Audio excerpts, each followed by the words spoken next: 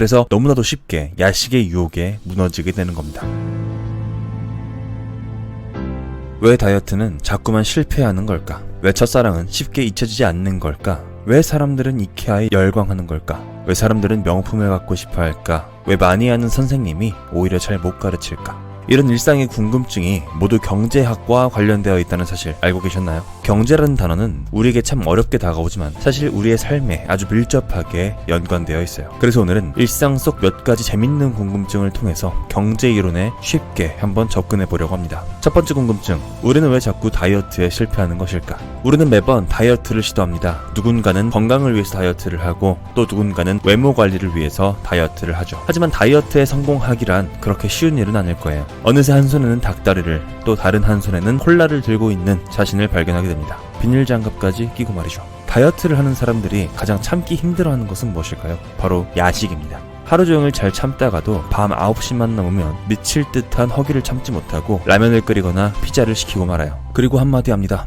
내일부터 다시 하면 돼. 도대체 왜 다이어트는 아침이나 점심때가 아니라 주로 야심한 밤에 야식의 유혹 때문에 무너지는 걸까요? 심리학에선 이것을 자아고갈이라는 현상으로 설명합니다. 사람에게는 유혹을 이겨내는 능력이 있는데요. 이 능력을 우리는 인내력, 의지력 또는 자기통제력이라고 부릅니다. 자아고갈 이론에 따르면 인내력을 발휘하는 데는 매우 많은 에너지가 필요하다고 해요. 이 에너지는 보통 사람이 움직일 때 필요한데 무언가를 인내할 때에도 많은 에너지가 필요하다는 사실입니다. 먹는 것을 참는 것이 단순히 정신력의 문제만은 아니라는 거죠. 심리학 교수인 로이 바우마이스터 교수는 자아고갈 이론의 4가지 특징을 이렇게 요약했어요. 첫 번째, 자기통제력은 한정된 에너지 자원이다. 두 번째, 자기통제력은 고갈되는 자원이다. 세 번째, 이 에너지는 다시 보충되지만 보충되는 속도보다 고갈되는 속도가 훨씬 빠르다. 네 번째, 자기통제 능력은 근육처럼 반복적으로 훈련하면 능력치를 높일 수 있다. 다이어트를 하는 사람들은 하루 종일 먹고 싶은 음식을 참고 또 참습니다. 문제는 이 자기통제력이라는 것이 무한하지 않기 때문에 저녁 때쯤 되면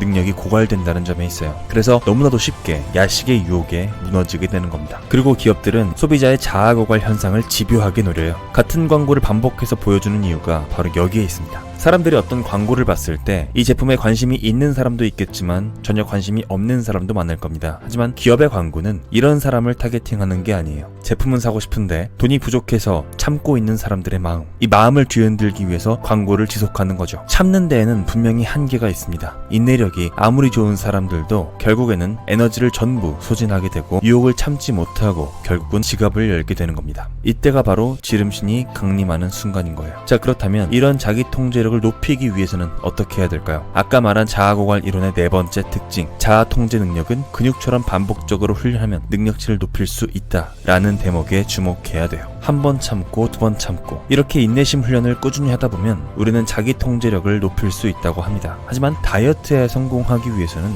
개인적으로 생각했을 때 인내심을 훈련하기보다는 칼로리가 높지 않은 음식, 즉 야채나 과일, 단백질이 포함된 음식 등으로 배고프지 않게 배를 채워놓으면 야식을 하지 않게 되지 않을까라는 생각을 해봤어요. 물론 치킨이나 피자, 족발이 눈앞에 아른거리겠지만 말이죠. 하지만 저도 이렇게 하고 있지 않다는 사실. 자, 두 번째 궁금증, 왜 첫사랑은 쉽게 잊혀지지 않는 것일까? 1920년대 중반 러시아에서 심리학을 전공하던 자이 가르닉이라는 대학원생이 있었습니다. 이 학생은 식당에서 주문을 하다가 놀라운 장면을 목격하게 돼요. 전체 요리부터 후식까지 아주 다양한 메뉴를 한 번에 주문했는데 웨이터가 조금도 당황하지 않고 주방에 가서 그 복잡한 주문을 정확히 전달했던 것이었죠. 한치의 오차도 없었습니다. 자이 가르닉은 웨이터의 암기력이 놀랐고 웨이터에게 직접 물어봤어요. 아까 제가 시킨 메뉴를 전부 기억하셨는데 어떻게 하신 거죠? 그러자 웨이터가 말했습니다. 어떤 메뉴 주문하셨었죠? 자이 가르닉은 이 현상에 충격을 받았어요. 학교로 돌아와서 한 가지 실험을 진행했습니다. 참가자 164명을 A와 B그룹으로 나눠서 각 그룹에 간단한 과제를 낸 거죠. A그룹에는 과제를 수행할 때 아무런 방해를 받지 않도록 환경 설정을 해주었고 B그룹에는 과제를 제대로 수행하지 못하도록 방해 요소를 설치해뒀습니다. 당연히 A그룹 참가자들은 과제를 끝낸 경우가 많았고 그리고 B그룹 참가자들은 상당수가 과제를 끝내지 못했죠. 이 실험을 마친 후에 자이 가르닉은 참가자들에게 물어봤어요. 방금 여러분들이 해낸 과제를 기억하시나요? 그러자 A그룹 참가자 중에서 특히 과제를 모두 마친 참가자들 중에서 과제를 정확히 기억한 비율은 고작 32%밖에 되지 않았습니다. 반면에 과제를 마치지 못한 B그룹 참가자들은 자신의 과제를 무려 68%나 기억했습니다. 이 실험 결과를 박사학위 논문에 게재하며 자이 가르닉은 이런 결론을 내렸어요. 인간의 뇌는 완벽하게 끝낸 일을 쉽게 잊어버리는 경향이 있다. 그러나 끝내지 못한 일은 계속해서 뇌리에 남아서 잘 기억할 수 있다. 웨이터가 손님의 복잡한 주문을 잘 기억한 이유도 바로 이것 때문이에요. 주문을 주방에 전달하기 전까지는 내용을 모두 기억하고 있었지만 성공적으로 전달을 마친 뒤에는 그 일을 기억할 필요가 없어졌던 것이었죠. 그래서 뇌가 완전히 지워버렸던 겁니다. 첫사랑이 유난히 우리의 기억 속에 오래 남아있는 이유도 바로 이 미완성 효과 때문이에요. 첫사랑이란 결국 실패한 사랑이고 마무리가 제대로 되지 않은 사랑이죠. 그래서 첫사랑과 나눴던 달콤한 대화 그리고 첫 키스의 추억은 쉽게 잊혀지지 않는 것 같습니다. 친구에게 이 이야기를 해줬어요. 그랬더니 내 첫사랑은 항상 마지막 사랑이라고 하더라고요. 그리고 이렇게 말해야만 살아남을 수 있다고 그랬습니다.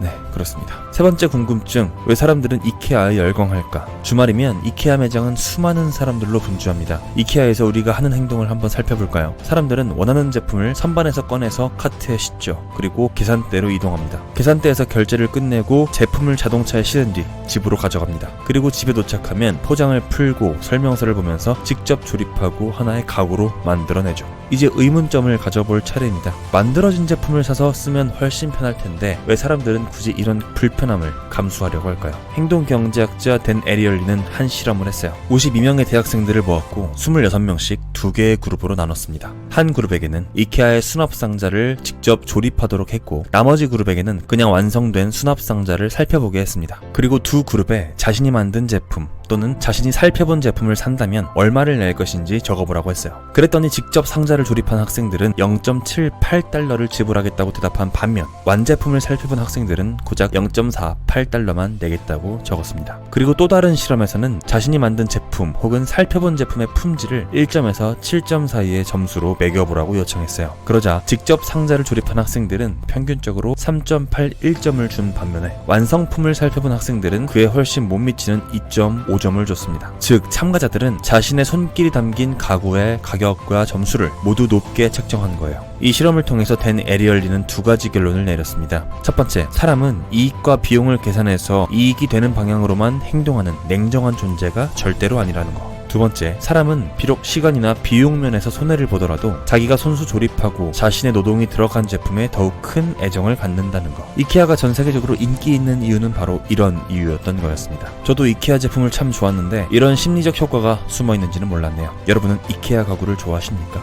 네 번째 궁금증, 사람들은 왜 명품에 집착할까? 행동경제학자 댄 에리얼리는 한 실험을 했습니다. 실험에 참가한 여성들에게 미남 2명의 사진을 보여준 뒤 누가 더 잘생겼는지 물어보는 것이었죠. 예를 들어서 두 사진의 주인공이 박보검과 송중기라고 가정해볼게요. 누가 봐도 팽팽한 매치가 될 겁니다. 예상했던 대로 실험에 참가한 여성들의 투표는 정확히 5대5로 나뉘었어요. 1차 실험을 마친 뒤에 에리얼리는 사진을 하나 추가했습니다. 새로 추가된 사진은 포토샵으로 조작한 못생긴 박보검을 추가한 것이었어요. 1차 실험에 참가한 사람들에게 댄 에리얼리는 3장의 사진을 보여주었습니다. 그럼 이제 옵션이 박보검, 송중기, 그리고 못생긴 박보검 이렇게 되겠죠. 그리고 물어봤습니다. 누가 제일 잘생겼나요? 상식적으로 생각하면 1차 실험 때의 결과가 그대로 나와야 합니다. 못생긴 박보검이 표를 얻을 확률은 없기 때문이죠. 하지만 투표 결과는 놀라웠어요. 5대5로 갈렸던 1차 투표의 결과가 갑자기 박보검 75, 송중기 25로 박보검이 압도적인 승리를 거머쥐게 된 겁니다. 왜 이런 현상이 벌어졌을까요? 에리얼리는 이것을 미끼 효과라는 경제 이론으로 설명합니다. 미끼 효과란 사람이 어떤 사물을 평가할 때 비교 대상, 즉 미끼가 있으면 그 미끼를 보고 원본에 대해서 다르게 평가하는 경향이 있다는 이론이에요. 박보검과 송중기 둘의 사진만 있을 때는 사람들이 객관적으로 평가하지만 여기에 못생긴 박보검이 끼어들면 사람들은 못생긴 박보검이라는 미끼를 덥석 물어버립니다. 그리고 진짜 박보검을 못생긴 박보검과 자연스럽게 비교하게 되고 압도적으로 잘생긴 박보검을 선택하게 되는 거죠. 그래서 1차 실험 때보다 훨씬 더 많은 참가자들이 박보검을 송중기보다 더 잘생겼다고 판단하게 된 거죠. 이런 현상은 일상생활에서도 쉽게 경험할 수 있어요. 똑같은 크기의 동그라미가 있다고 하더라도 이 동그라미가 작은 동그라미 밖에 그려져 있으면 매우 커 보이죠. 반대로 큰 동그라미 안에 그려져 있으면 실제보다 훨씬 작아 보입니다. 즉 사람들은 동투도 그투도 라미의 크기를 판단할 때 객관적으로 보는 게 아니라 동그라미의 주위를 둘러싼 미끼 동그라미와 비교해서 평가하는 경향이 있다는 얘기예요. 자, 그럼 본론으로 들어와서 왜 사람들은 명품에 집착할까요? 명품은 지위제입니다. 즉 자신의 지위를 더 돋보이게 하기 위해서 이런 재화를 소비한다는 거죠. 예를 들면 필요 이상으로 큰 집, 큰 차, 비싼 명품 시계와 가방, 누가 봐도 어마어마하게 화려한 결혼식 등이 지위제에 해당합니다. 수많은 부자들은 이런 지우제를 거침없이 소비해요. 그 이유가 무엇일까요? 부자에게는 남보다 자기가 더 나아 보이고 싶은 욕구가 있어요. 특히 주변에 꽤 잘 사는 사람들이 있을 때 부자는 자신이 그들보다 훨씬 더 잘 사는 사람임을 과시하고 싶어 합니다. 미키, 즉 친구나 동료보다 더 잘 사는 것처럼 보일 때 자신의 부가 훨씬 잘 과시된다고 여기게 됩니다. 만약 주변 사람들이 전부 1000만원짜리 가방을 들고 다닌다면 1000만원짜리 가방을 산 부자는 전혀 행복하지 않을 거예요. 그래서 이 부자는 1000만원짜리 가방을 버리고 5000만원짜리 가방을 거리낌 없이 구입하게 됩니다. 인간에게는 남들이 갖고 있지 않은 자신만의 물건을 소유하고픈 속물 욕구가 있어요. 이것을 스놉 효과라고 합니다. 이런 효과를 명품 회사들은 기가 막히게 잘 알고 있어요. 따라서 가방에 수백만원짜리 가격표를 붙여놓고 이렇게 유혹하죠. 이 가방을 사세요. 이 가방은 정말 비싸서 오직 당신만이 들고 다닐 수 있습니다. 여러분들은 명품을 좋아하시나요? 저는 명품을 사는 것에 대해서는 크게 반감은 없어요. 하지만 그 돈으로 아무래도 주식을 사는 게 기분이 더 좋더라고요. 5번째 궁금증, 왜 많이 아는 선생님이 잘 못 가르칠까? 러시아에 알렉산드르 카렐린이라는 레슬링 선수가 있었습니다. 카렐린은 1988년 서울 올림픽에서 레슬링 슈퍼 헤비급 챔피언에 올랐고 1992년 바르셀로나 올림픽과 1996년 아틀란타 올림픽에서 연속으로 금메달을 딸 정도로 아주 강한 선수였어요. 이 선수가 은퇴한 후에 후배들 앞에서 레슬링 기술을 직접 시연한 적이 있었습니다. 모두가 그를 존경에 찬 눈빛으로 바라보고 있었는데 기술 설명을 이렇게 했던 것이었죠. 상대의 방어 자세가 견고해도 전혀 당황할 필요 없어요. 이렇게 상대의 허리를 잡고 번쩍 들어 올리면 됩니다. 그리고 이렇게 가볍게 뒤집으면 되는 거예요.